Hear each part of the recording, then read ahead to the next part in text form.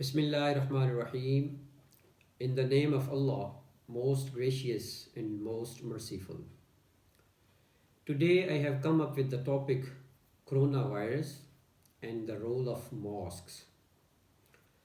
As we are well aware that coronavirus has become a pandemic in all over the world, and more than 140 countries have been affected by this coronavirus.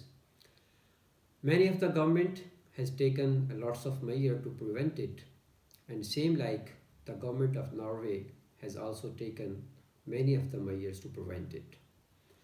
Top of the line is to refrain public gathering on public places. For the implementation of this, now the government has taken the measure to close school, colleges, and the universities. And the next level was to close churches and the mosques. When it has been announced by the government that public places will not be further open for the public gathering, so IRN and Sunni Imam Council, they have sit together and seek out what should be in this scenario according to the Islamic law and Sharia. After that, it has been decided that mosques will be closed for the sake of everyday prayer as well as the Jummah prayers. When this measure was taken, public has begun to start the discussion that whether this sort of action should be taken or not, and the role of imams in ERN or Sunni council, that is valid or not, and is it according to Sharia and law or not. This debate has a timeless discussion, so that's why I have to choose this topic for my audience. My dear audience, first of all, we will have to see that what Quran and Islamic teaching says about the society, about the preventive action of any disease, and what are the Islamic guidance about some pandemic if they are broken out in the society. When we seek out the guidance from Quran says, وَمَنْ أَحْيَاهَا فَكَأَنَّمَا أَحْيَا النَّاسَ جَمِيعًا. It means, Quran says that if someone has saved one human, he has not saved one human, but he has saved the whole mankind. It means when someone as an individual or someone as a society try to cope up with any disease, try to cope up with some of the things which are very much fatal for the society or the person, that is a good deed to prevent it. That is Islamic guidance. And on the contrary, it is also said, وَمَنْ قَتَلَ فَكَأَنَّمَا قَتَلَ النَّاسَ جَمِيعًا. And the person who has killed only one person, he has not killed the one person, he has killed the whole humanity. So one thing is very much clear, that to prevent humanity is the most important subject of Islamic guidance. Now we come up with the second section, that whether mosques should be closed or not. First of all, let me introduce that whatever the preventive action has been taken by the doctors and the scientists against coronavirus, that is to be hygienic. It has been announced that a person should wash his hand frequently to prevent the coronavirus. Let me introduce what the hygiene is and who has introduced this hygienic system. Then I proudly say that hygienic concepts have been given by the Islam. and it was our beloved Prophet, peace be upon him, that who has introduced the hygienic system. It is said, At-tahuru shatrul iman, hygienic and cleanliness system, that is the part of our faith. It is said that you should clean and wash up your hand before eating the food. You should have perfect body cleaning before you go for the prayer. This was the hygienic system have been introduced by the Prophet Muhammad sallallahu alaihi wasallam. Now come up with the next, that the concept of germ, it was firstly introduced by the Islam. It was firstly introduced by the Prophet Muhammad sallallahu alaihi wasallam.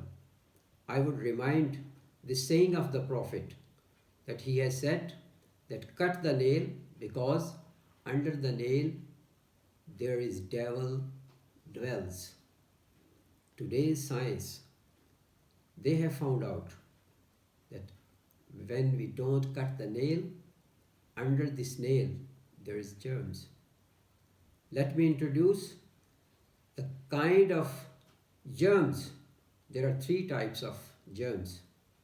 First, that is called bacteria. The second one, that is called viruses. And the third one is called protozoa. These are the main important kinds of the germs. So first time germ was introduced by the Prophet Muhammad sallallahu alaihi wasallam. I would emphasize here that Quran is the perfect guidance for the whole humanity. How is it possible that if there is something problematic with the humanity and Quran is not giving the answer, Islamic guidance is not giving the answer for the humanity? Islam is the universal religion. So to take the preventive action against any disease, that has been taught by the Prophet Muhammad sallallahu alaihi wasallam. It is saying of the Prophet that if there is some pandemic in some area, then don't go to that area, and the person who is in that area, he should not move out of it. What is this concept? This is the concept of quarantine, which have been introduced by the Prophet Muhammad sallallahu alaihi wasallam. Then everything about the humanity is providing the Islam. Then why not? This problem cannot handle the Islam. If there is concept to prevent the other by the germs, by the mingle mixing, by the gathering, then why we don't take measure for the sake of humanity, for the sake of human protection? Let me see another point. According to our Sharia law, it is said that Islamic guidance and Islamic law is very much rigid. I let you know that it is not all about that. It has nothing to do with the Islam. Quran itself says, La ikraha fi deen. There is no compulsion in the Islam. If you have some of the orders by the revelation of Quran, you are to fulfill it. But if you have some sort of problem, you can cope up. I can give you some examples. 5-time prayers. This is obligation for the every person who is mu'min. But it has been cut into half when a person going to traveling. Fasting, that is obligatory. 30 days of Ramadan fasting is obligatory. But Allah says, فَمَنْ شَهِدَ مِنْكُمُ الشَّهْرَ فَلْيَصُمْ. The person who finds this, he should obey all the fasting thing. وَمَنْ كَانَ مَرِيدًا أَوْ عَلَى سَفَرٍ فَعِدَّةٌ مِنْ أَيَّامٍ أُخَرَ. The person who has become sick and who intend to go for the traveling, that has some leverage. So when you come to the offering of the prayer, if you cannot offer the prayer in a standing manner, you can sit over. And if you cannot perform the prayer in sitting position, you can lay down. Is it the rigidity? Not at all. Everything is according to the practitioner, according to the circumstances of the person who is suffering some sort of diseases, some sort of problems. So, Prophet has given this thing to whole humanity, that the person should be most flexible for the completion of the revelation. It is also said by the Prophet, Yassiru wala tu'assiru. It is also said, what's the meaning is? Its meaning is that make convenience for the others. Wabashiru wala tunaffiru. And give them good news, provide them conveniences, and don't make them reluctant to be with the deen, reluctant with the rituals, with the habits of the Islam. So this is the basic point, that Islam allows us to take the measure against whatever the pandemic or contagious things in all over the world. So it is very much rigid opinion that people are thinking about, and they are claiming that the action of imams is not taken rightly. So I would say that this is not the perfect right. And being in a minority in this country, I ask to you that if we shall not fulfill the announcement and the guidance of the government, then what will be the concept? What will be the position of being a minority in this society? Definitely, the people of other religion, people of other communities, they will say that Islam has nothing to do with the problem of state. Islam has nothing to do with the people who are suffering in the disease. Islam has nothing to do with the problem of the mankind. So it was very much necessary. And when I talk about all these things, we belong to Pakistan, then Ideological Council of Islamic Concepts in Pakistan, that has also given this statement, that yes, for the sake of public welfare, uh, Jummah prayer, weekly prayers, that should be banned, and the madrasas, that should be closed, and it has been implemented as well as in Pakistan. So why we are in this debate that this action should not be taken? Only just making it too long, I will give you some 2 or 3 points. One of them is that Prophet has also mentioned that the person who has the leprosy, the other person, they should prevent themselves from the person who has the leprosy, just like you go away from the line. It means the person who has suffered in leprosy, that should be quarantined, and the person who are safe, that should be away from this. And matter of interest, very interesting thing, I would mention here, that today's science is giving statement that the germ who creates leprosy in the man, in the human body, that is look like a lion. It means whatever the research has science today, after a long time, after a decades, when it comes up with the decision, the law of Islam, sayings of the Prophet, revelation of Quran is always there. So everything that have been taken as a measure, that is according to Sharia and law. And these were the sayings of the Prophet. I would quote one quotation from the Caliph Umar, who was the second Caliph of Islam.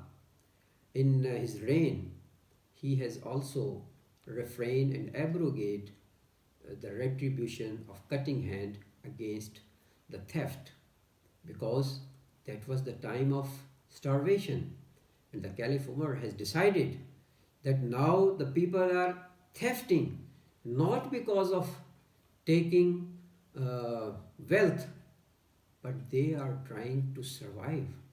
They are taking this theft only because of to survive. So that's why Caliph Umar has abrogated the retribution of cutting head against the theft. What was that? This was the flexibility of the Islam.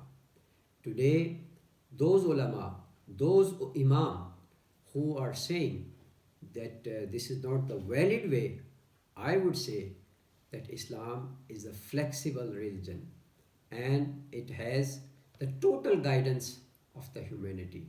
So whatever the action has been taken, that is according to the Sharia. And last thing I would like to mention here, that if we don't agree whatever the order have been given by the government, then what will be the next phase?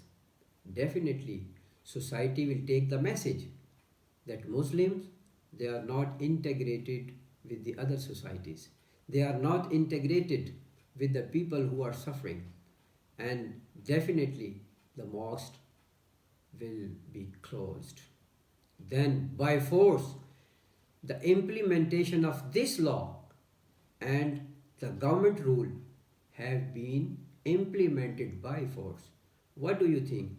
It will be a good way when we lock up our mosque for good and there will be no opportunity to have the 5-time prayer or the weekly prayer. And same, I would mention here that now this is the time of RDL, but when it was the relaxed time and the Imam, they were saying Hayya ala Salah, Hayya ala Falah 5 times a day. At that time, nobody has taken pain that what Imam is saying and which time of the prayer is leading now. And when the preventive action have been taken against this contagious disease, then the endless debate has started. No, this is rigidity. Islam is not rigid. This is the rigidity that we are going to take upon.